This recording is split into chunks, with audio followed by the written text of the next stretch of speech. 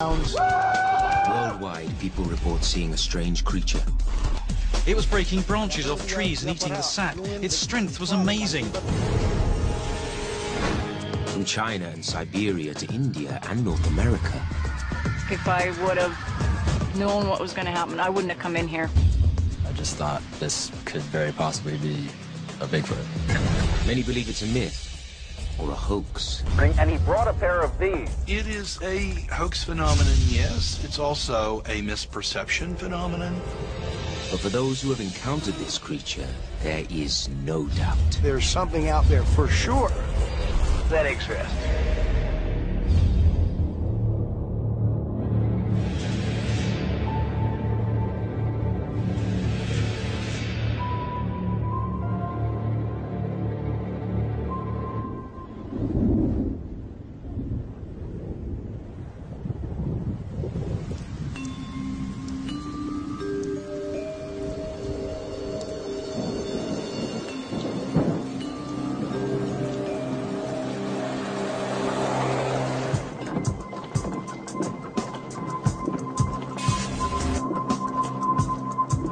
We're headed up to my primary research area in an undisclosed part of the Adirondacks.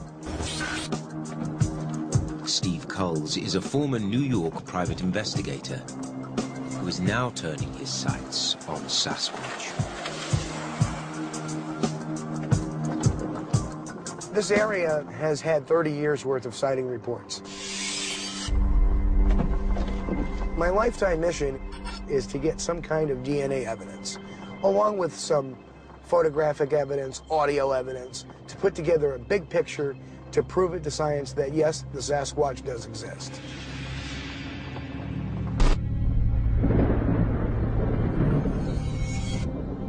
I know it's out here. I've seen him.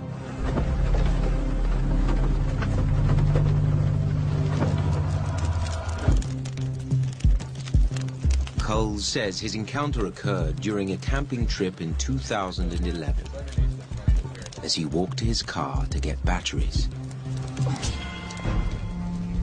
I get my batteries, and I decide to shine my flashlight to the road. At about 300 feet, there's this telephone pole, and there was something standing there, 8 foot tall. And I could see its reddish, glowing eyes looking back at me. And they're blinking.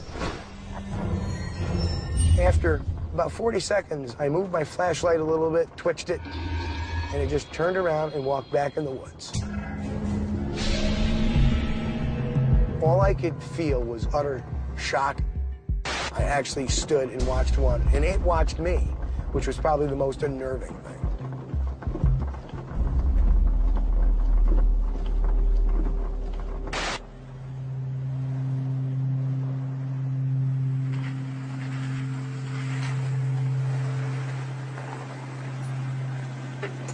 Culls now returns to the site of that encounter. Hey guys, you ready to do this? Ready to do it. With a search team.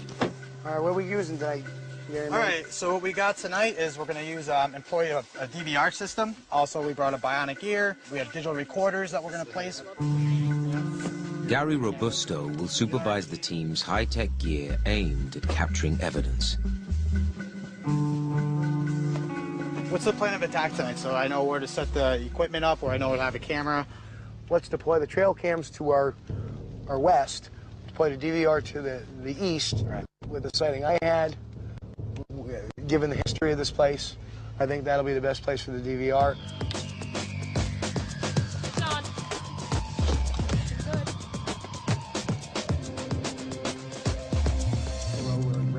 There's something out there for sure that exists, not just might exist. I say chances are very high for me to get you over there in the cave and natural shelter. Something big, something just absolutely incredible. First there was the abominable snowman in the Himalayas, now Bigfoot in South Dakota. People in Little Eagle are so scared that every night squads of men with loaded rifles take off in search of Bigfoot. Kuhl's accounts appear similar to eyewitness reports all over the world. It was breaking branches off trees and eating the sap. Its strength was amazing. He was probably 4 foot or better across the shoulders. He was probably 7. Eyes were very bright yellow, and they were luminescent. Поворачивайся, он стоит выше деревьев, что ли. Я такого видела. There's a hairy monster on the corner of the woods. I'd never been so scared in my life. Stories of Sasquatch or Bigfoot, the Himalayan Yeti, the Chinese Yeren, and others have long been told on nearly every continent. There's a great deal of consistency in Sasquatch reports, most of which appear to be adult males. The large, hair-covered, broad-shouldered, massive-chested animal with a short, thick neck, often described as no neck, long arms reaching below the knee, a face with a flattened nose, deep-set eyes, often brow ridges, sometimes a conical head. Pretty consistent. In North America and eastern reaches of Siberia and China, Southeast Asia, there are remarkable correlations and similarities between the descriptions of an upright, hair-covered creature. When you look at North America, the reports are concentrated in the Sierra Nevada and the coastal ranges, the Cascades, and on up into the Canadian Rockies, and down here into the New England states, upstate New York and western Pennsylvania.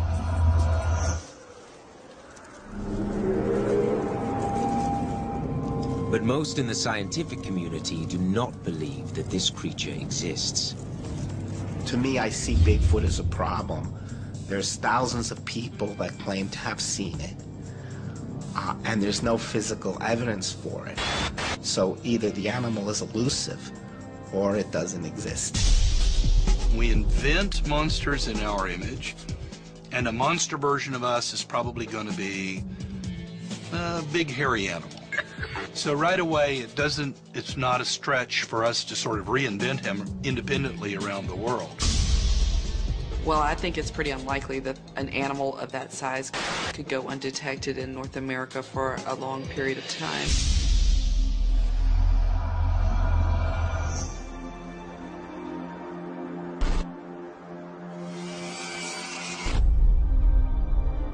But investigator Steve Coles and others like him fully believe in the existence of Sasquatch. That's going to be in the general vicinity of one of the sightings around here. Okay. So that'll work. Go all the way to the left. I'm just trying to see what I have for a view. Our strategy is very simple. Set up the technology, call in the Sasquatch, and let them come through our equipment.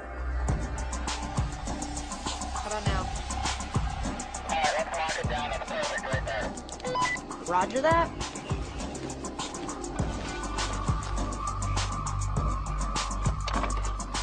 What we're doing here is we're going to put a motion-activated infrared camera, and once we turn it on, any motion will activate it.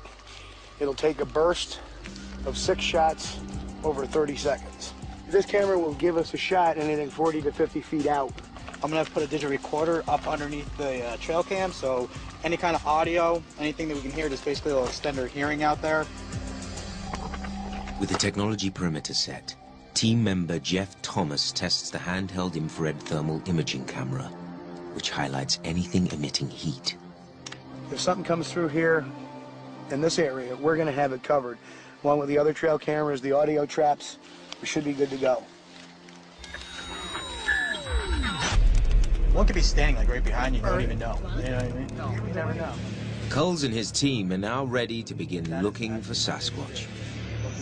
But most sightings happen suddenly and without warning, which is exactly the case with a group of Idaho high school students.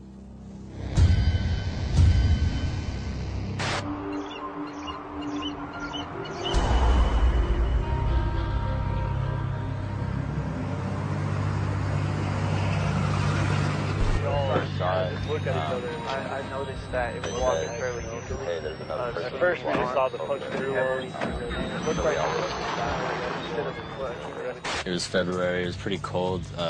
It was an overcast day. It had just gotten done snowing. A lot of the leaves on the trees were gone.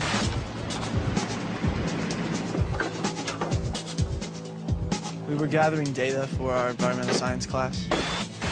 We had been up here 2 times before to test the amount of erosion that occurs within the canyon.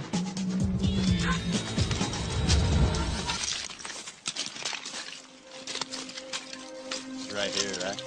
Yeah. When we first saw it, it was probably over here more. And we got it about when it walked through that clearing on the camera. It was close to the top of that ridge, just walking down, and it looked fairly big and dark, black. It really stood out in the snow. I wouldn't say you could make any hair out, though. I'd say more just a dark bulge. You could really make it out in the snow, though. And I mean, it was moving pretty well through what was a lot of snow, so. Like 10 seconds later, I decided to pull out the camera. At that time, it was coming into that clearing. I zoomed in on it, and then it walked behind there, I think, and then just down over the top of that ridge.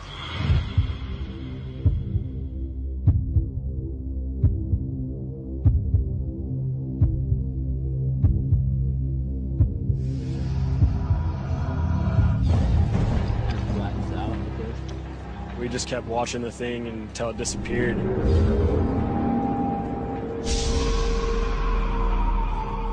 After that, one of us kind of joked, like, is that a Bigfoot? And then a couple of us kind of laughed, and then the more we kind of thought about it, you know, we don't really know what it was. It's obviously something that we don't know. It's obviously something mysterious, but I'm not going to come here and say it was a Sasquatch.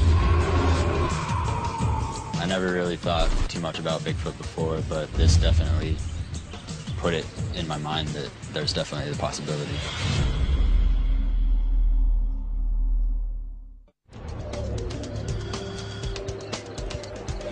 When I first saw it, I was like, that's not a person. I was kind of confused. I was like, I don't really know what it was. I've never seen anything like this. I thought we should go check it out just to hopefully figure out what it was we saw. To get up the mountain was really tough. It took us close to an hour, I'd say. We found the line of tracks that came down the ridge this way. We saw a lot of snow punches showing that something had definitely walked there recently. There was one particular footprint that stuck out, and you could see some, it looked like toe marks defined in the footprint. I'm in outdoors a lot. I know what a moose track looks like. I know bear tracks. I can tell fresh tracks versus old tracks. I haven't really seen anything like that before. It was a little like, well, that's weird, you know? I don't really know what that is. Like, it was bigger than a human footprint, but it looked a lot like a human footprint. When I looked at the track and realized it wasn't anything I had seen before, I just thought, you know, this could very possibly be a Bigfoot.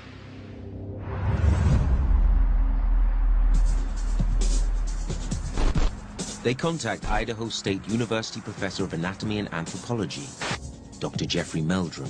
As a student of both human and comparative primate anatomy, I can offer some expertise in evaluating the likelihood of the image on a piece of film or video being simply a man in a fur suit, or something else, something yet to be accounted for. Since 1995, Meldrum has been analyzing data from incidents like the Pocatello sighting. I have to admit my first reaction was, here's some high schoolers that are bored, and here's a fun way to spend the weekend. But what at first glance might have been taken to be just a practical joke started to weave a very interesting story that indicated maybe they did see something that warranted further investigation. Meldrum, who has amassed more than 200 casts and photos of footprints from reported Sasquatch sightings, examines the photo evidence that the teens captured. This footprint differs from a human footprint most decidedly by the lack of an arch and in the lack of a well-differentiated ball of the foot. This footprint displays many of the characteristics that I would look for in a typical Sasquatch track. The broad heel, the relatively long heel to length ratio, the toes disposed across the foot in a more squared off fashion, and less differentiation in the size of the big toe relative to the remaining toes. All those features would combine to suggest that this may very well be the real deal.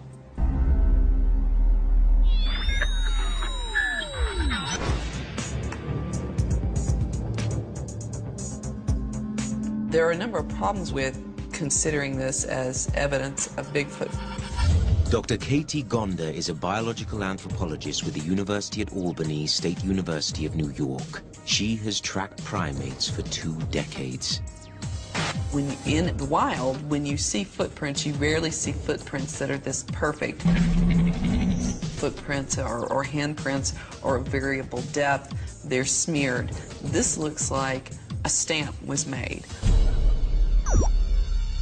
So this footprint actually looks like something that will be marching very hard and moving vertically up and down as it moved through the forest.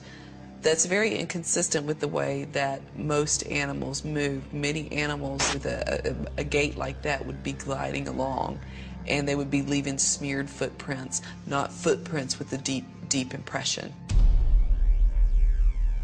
The most significant problem with it is that there's no scale, so it's very difficult to say how big this foot actually is. The Idaho footprint is inconclusive at best, so Meldrum turns to the video captured by the students. I'm just impressed. I mean, you can see the outline of it. You can see its joints, the elbow, the wrist, the curve of the hand. What strikes me is when you see that movement, it's this very fluid movement as it retreats into the forest. I get the impression of a massive body with large shoulders and very massive, powerful arm, a low set, forward set head on these massive shoulders. I never really thought too much about Bigfoot before, but this definitely put it in my mind. This may be a video of a fleeting encounter with a Sasquatch, but again, it falls far short of the standard of evidence required to demonstrate the existence of this creature. So in that sense, it's only suggestive.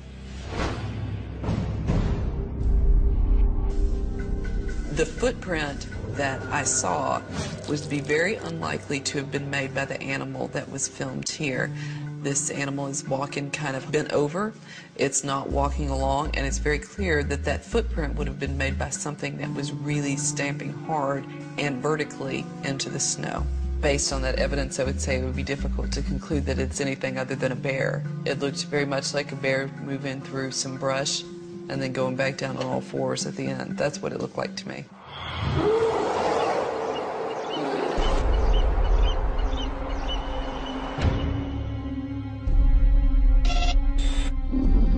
The mountains of Idaho near Pocatello are home to the North American black bear. We have lots of known or probable misidentifications. People saw something. What was it? Least likely was that it was a Bigfoot. Much more likely that they saw, say, a bear. Dr. Joe Nickel is a former private detective turned author, skeptic, and full-time paranormal investigator. We know that if you have Bigfoot on the mind and you see something in the woods, you may be apt to see Bigfoot when it was actually a bear or anything. There's not really any evidence to suggest that it's anything other than a bear, and a bear and Bigfoot are presumably roughly equivalent in height. North American black bears standing on their hind legs can reach nearly 2 meters tall and can weigh to 270 kilograms. The presence of bears in the forests also creates a pitfall in that enthusiastic investigators often jump to premature conclusions. A flash of fur in the woods is perceived as Bigfoot, when in fact it could very likely be a bear.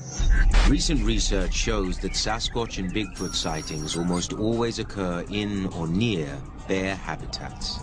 What these studies conclude is that many of the Bigfoot sightings might actually be black bear sightings. I've seen a ton of bears out in the wild. I've seen them walk upright. I've seen them walk on all fours. I'm not sure what it was, but I know it was not a bear.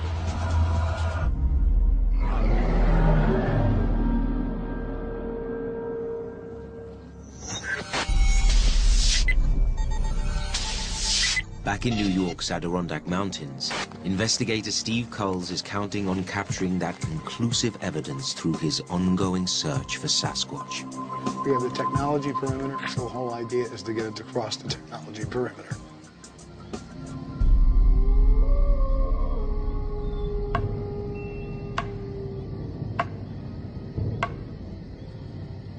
Knocking is what we believe is a tactile form of communication.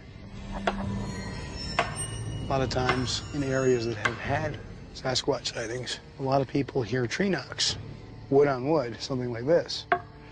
So what we've surmised is that it may be some form of communication between them.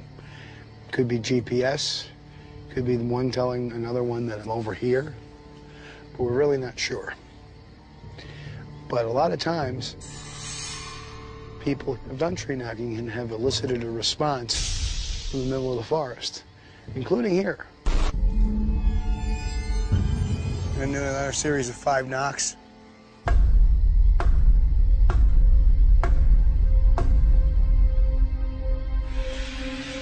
We're knocking and waiting, and perhaps it will encourage them to come in and take a look at us.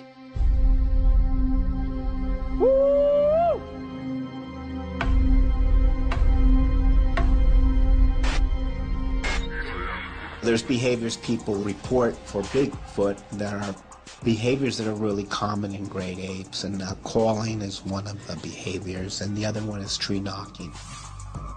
Mammalogist and anatomist Dr. Esteban Sarmiento has studied primates extensively in the field. The animal doesn't want to confront you because it might take too much energy for him to beat you up, or he might get beaten up. So it's easier for him to call from far away and tell you, hey, I'm here, be careful. 1, 2, 3.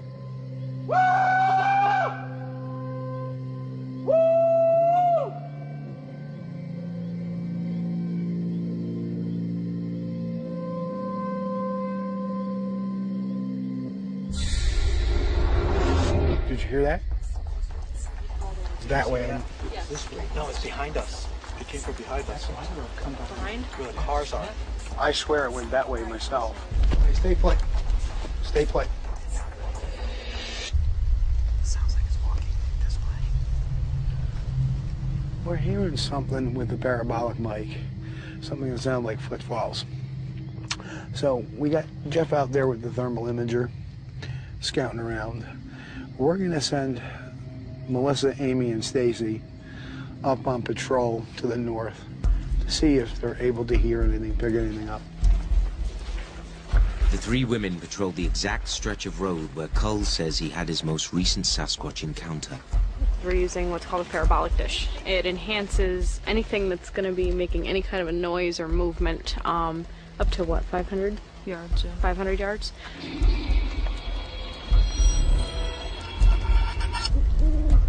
What I've got is like basically a monocle with the IR light inside it. And what I can do is I can check for eye shine or anything else in the infrared spectrum through here. So I've got the eyes, she's got the ears, we've got the laser thermometer to find any kind of heat signature in the forest as well. Amy to base camp. Go. Our team is heading out.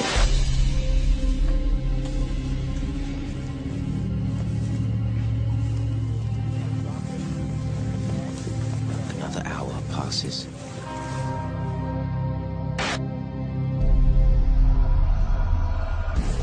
Oh! You got a heat signature, boys. The thermal imaging camera picks up something moving nearby. Did you record it? I did. Yes.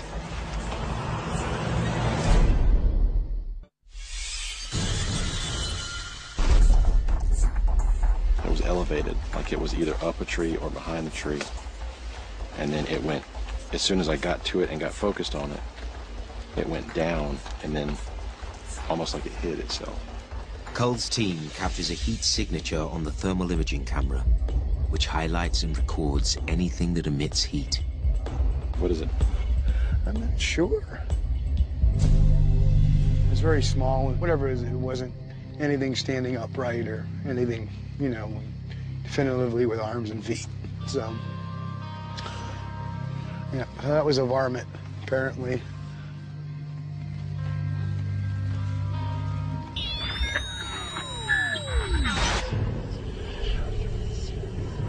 Most scientists worldwide believe people like Steve Culls are searching for a creature that does not exist. We know that some of the cases are hoaxes. They've been admitted to, they've been proven. We have a number, for example, of people like Ray Wallace who made fake Bigfoot feet. He arrived at work early one morning and he brought a pair of these wooden feet. He walked around the construction site like this in soft soil. And that is how the legend of Bigfoot began. Another famous hoax was a few years ago. There were those Georgia boys who put together some part of a Bigfoot costume and some rank meat and froze it in ice. This is a creature that it wasn't normal. The men say they dragged the 7-foot body out of the woods and called noted Bigfoot hunter Tom Biscardi. I'll tell you this, what I seen, what I touched, was not a mask that was sewn on a bear hide. That's a whole pig, guys. Is it? Son of a gun. That's disgusting. So the question is, can we human beings, without fail, always tell a real Sasquatch, a real Bigfoot, from a guy in a suit?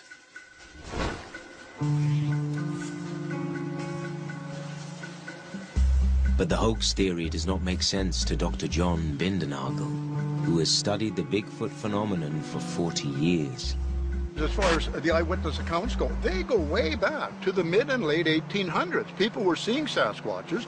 They didn't know how to categorize them as called wild man or a monster.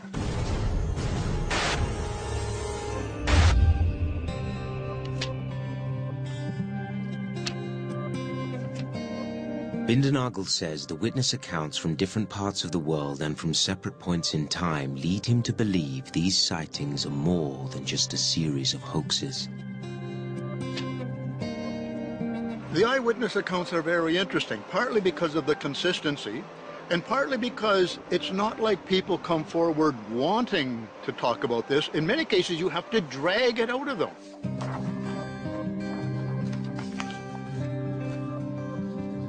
I think it's a reason for us to listen to them and try to make sense of what they're telling us.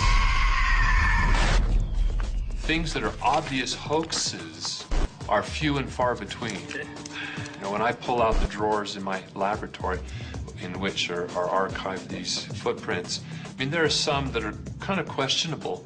There's only a few that are obvious, blatant hoaxes. But one Canadian witness claims that it was no hoax. He tracked and actively hunted her as she ran for her life.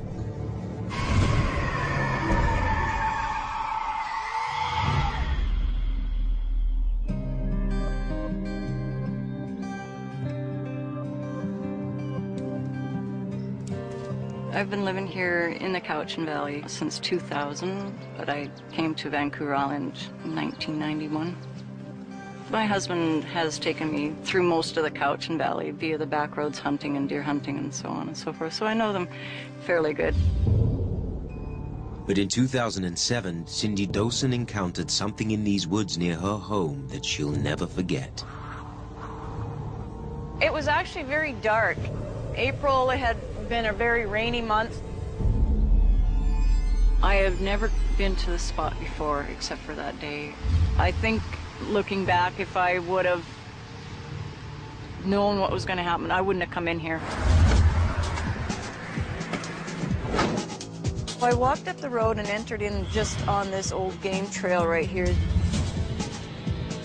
And I just sort of deviated off this game trail because I was taking pictures of this archer right here when I turned around and looked, and there was 2 deer running right beside me, within feet of me. Those deer were not even one iota afraid of me. They were worried about what was behind them. So I scooted out that way because I didn't want to intercept whatever's coming up this way.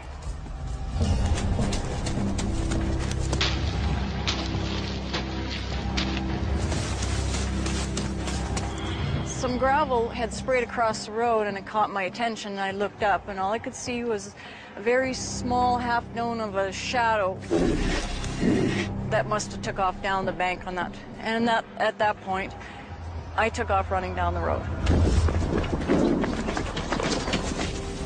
I could hear it running, breaking branches and limbs that started screaming at me.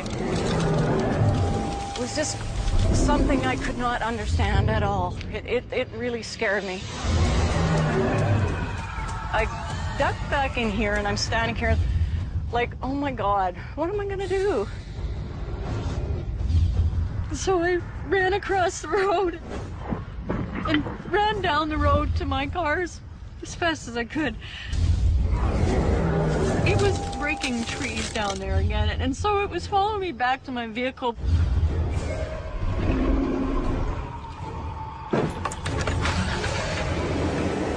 I drove home, and I got in the door, and I started crying. I did not anticipate Bigfoot, Sasquatch, or anything of that. I didn't believe in it. You know, you're so close to a road and you're so close to civilization, yet something so profound and so weird would make you feel that uncomfortable. I could hear it breaking branches and limbs that started screaming at me, and I could hear it running. We have reports of intimidation behavior, various forms, chest beating, projectile throwing, snag crashing, pushing of dead trees or even live trees in the direction of someone. There's a lot of reports of this.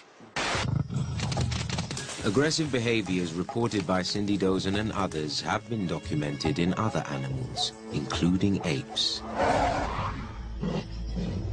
Tree shaking is very much guerrilla behavior. It's intimidation, release of tension, and the loud vocalizations are also very ape-like. Apes, like many mammals, have a home range where they feed and spend most of their time, and within that there may be a territory that's defended. Based on witness descriptions, Bindernagel suggests the theory that Sasquatch could be a primate, closely related to great apes. I think the ape model is a very useful model because, the long arms and the short, thick neck is very ape-like. A lot of the behavior is very ape-like, stone throwing, the very loud vocalizations, the very strong smell that occurs sometimes. Witness reports commonly describe the behavior and appearance of Sasquatch as ape-like. The largest of the great apes can stand about 1.8 meters and weigh up to 220 kilograms. And while there's no evidence of great apes ever living in North America, some believe that the ape theory is not that far-fetched. We really have a pretty good picture of it. And so you have this hypothesis that this is an upright great ape living in the forest of North America. North America provides the food and resources and habitat for such a great ape. And there is a very solid geological record of large mammals crossing the Bering Strait from Asia into North America. Most dying out, but in the Sasquatch, possibly not. It's very unlikely that Bigfoot is another great ape that's just been forgotten about, missed by the scientists and ignored by history.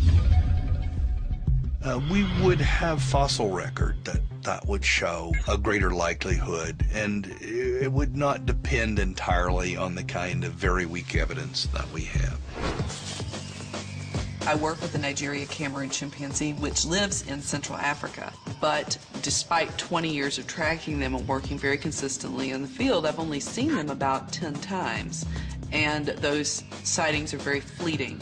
But they leave behind very definitive evidence, such as feeding traces. That's how we track them. They leave behind fecal material. They leave behind footprints that are very easy to see and to track. So I would find it very unlikely that you would not find good evidence of such a large mammal in North America. There's another theory that Meldrum raises to try to explain encounters like this one in Idaho. If such a creature does exist, it could be a species yet to be identified. Large mammals continue to be found. The list of new species of primates is surprisingly long. I mean, we're talking about dozens of species, and many of which have yet to be fully described and published in the scientific literature. So there still is plenty of room for discovery. In the 1990s, a new type of chimpanzee was discovered in the Congo called the billy ape. And early in the 20th century, a new subspecies of gorilla, the Cross River gorilla, was identified in Africa. If Bigfoot exists, there's probably a new genus that's very closely related to humans. But right now, we really don't have enough evidence to reach any conclusions as to what it is. There's an amazing amount of information which obviously falls short of conclusive proof of the existence of a new species, but is very suggestive and compels me to pursue this. It takes the form of photographic evidence. Add to that the trace evidence of footprints and other forensic information. There's an impressive body of data that begs for further investigation and further analysis. The places where Bigfoot is seen, those places are so close to where humans live, to our own habitat, that it would be much more likely that we would detect them if they were around. We track relatively rare and endangered species pretty well. So Bigfoot has gone beyond being an endangered species. I mean, he's not, by the reports, Bigfoot's not endangered at all. He's commonplace. He's in New Jersey. He's in suburban areas. He's all over. The more we have reports of them, when we have so little evidence of an actual one, is suspicious.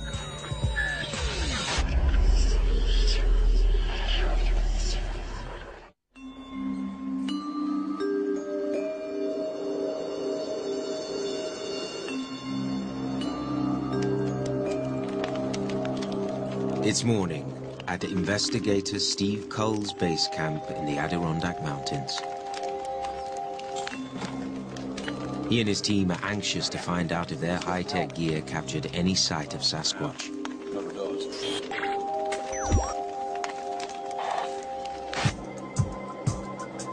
First, Gary Robusto checks for results on the digital video recorder. We've gone through the night. So far, we haven't found any evidence of the creature itself. We haven't seen him or her. As of right now, like I say, we don't know because we haven't really caught anything. But, you know, doesn't mean that's because we haven't seen it. Doesn't mean it's not here.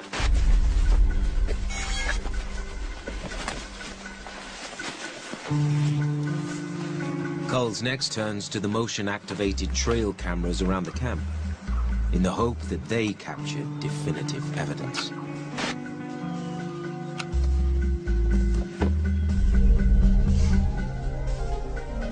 What we're doing now is we're looking at the cards, on the cameras to see what pictures we have.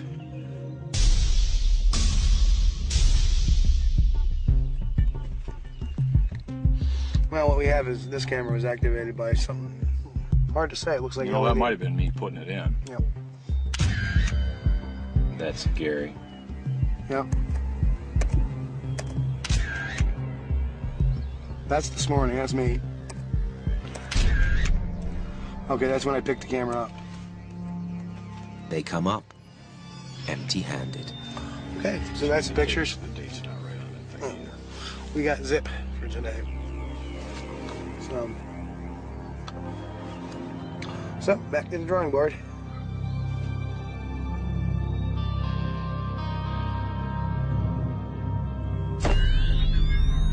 I know it's out here. I've seen it.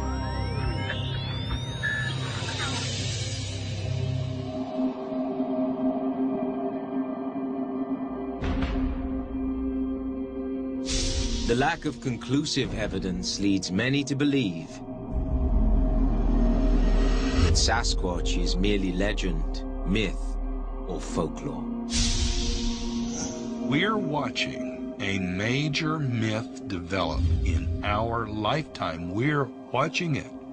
We're spectators to it.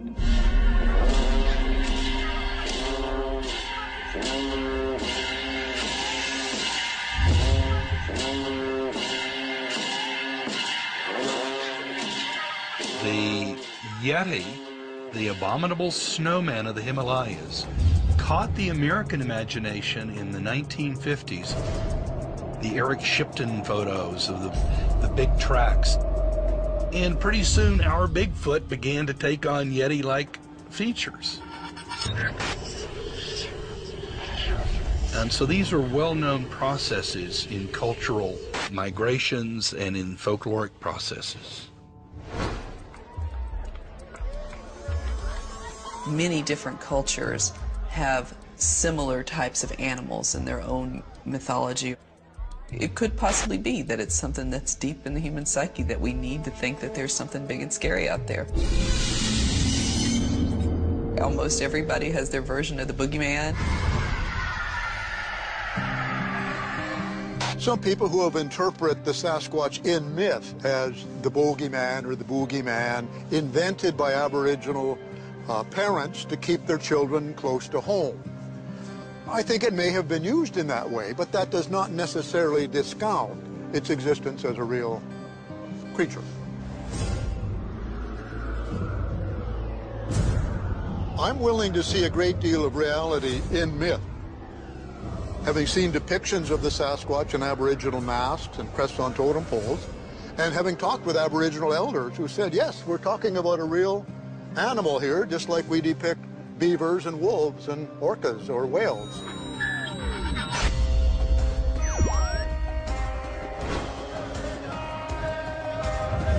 Mythology does make the world seem a little bit magic, a little bit unknown, a little bit mysterious. And in some respects, you could say that Bigfoot fills that void.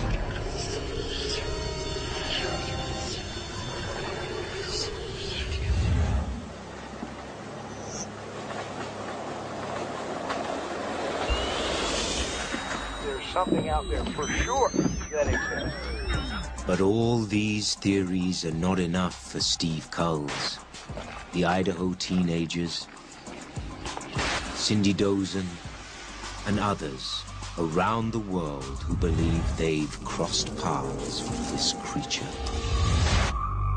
I think we're very close to resolving this question. I think that the evidence that will tip the scale, the DNA evidence, is very close at hand. I believe if they bring me proof, strong scientific proof would have to be a carcass of Bigfoot, bones of something that might be related to Bigfoot, camera trap evidence.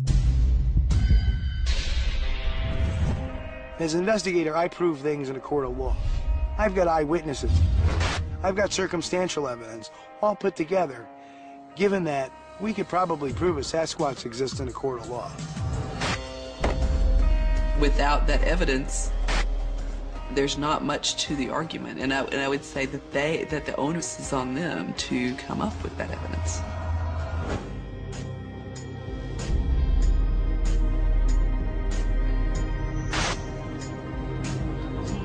It seems that Bigfoot is part of the human condition, whether it's a real physical entity or not.